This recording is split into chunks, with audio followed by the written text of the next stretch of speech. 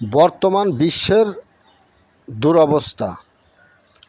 Israel, America, ইরানের সাথে যুদ্ধ চলিতেছে।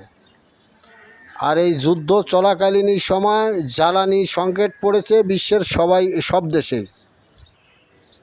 তা এই সময়, এই দুঃসময় বাংলাদেশের কিছু অসাধু ব্যবসায়ী ও কিছু লোক তেলকে, জ্বালানিকে মজুত করিতেছে, গ্যাস মজুত করিতেছে,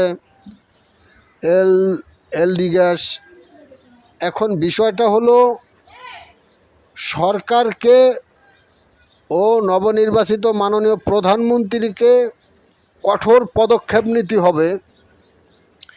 এই ধারণার যারা অসাধু লোক আছে, সে যে দলেরই হোক না কেন, দেশ ও দেশের জনগণকে ভালো রাখতে হলে এদেরকে আইনের আওতায় নিয়ে কঠোর সাজা দিয়ে দেশটিকে সুশাসন দেখিয়ে দেশের জনগণকে আস্থা ফিরিয়ে আনতে হবে, তাহলে দেশ ভালো চলবে। আশা করি আমার ভিডিওটি ভালো লাগলে সাবস্ক্রাইব ও শেয়ার করিবেন।